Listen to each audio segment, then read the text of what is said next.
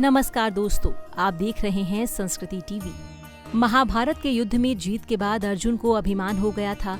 तब उनके परम मित्र भगवान श्री कृष्ण ने उनका घमंड एक झटके में तोड़ दिया था। घमंड इंसान का सबसे बड़ा दुश्मन होता है। अभिमान अगर किसी को हो जाए तो वो हर किसी को अपने से कम आंकने लगता है।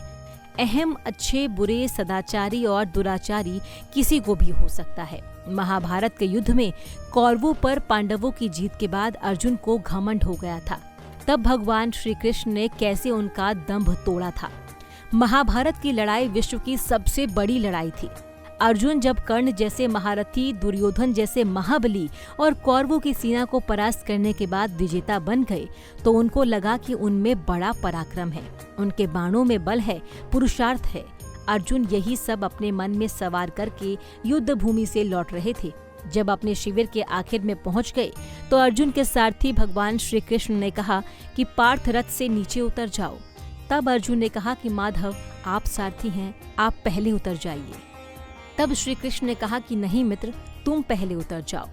विवाद बढ़ने पर धर्मराज युधिष्ठिर ने कहा कि अर्जुन, द्वारकाधीश अगर कोई बात कह रहे हैं तो उसमें जरूर कोई संकेत होगा। इससे अर्जुन को कुछ समझ तो आया नहीं। फिर भी वो भ्रकुटी पर ताव दिए हुए थोड़े अनमने भाव से रथ से नीचे उतर गए।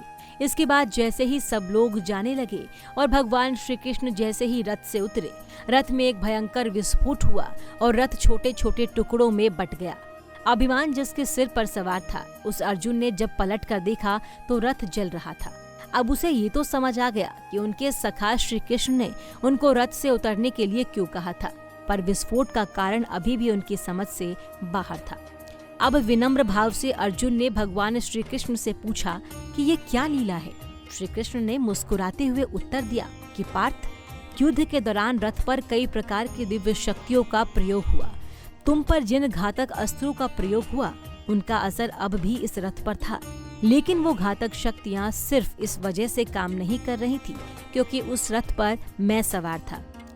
अगर इस रथ से मैं तुमसे पहले उतर जाता अर्जुन, तो युद्ध जीतने के बाद भी तुम जीवित नहीं होते।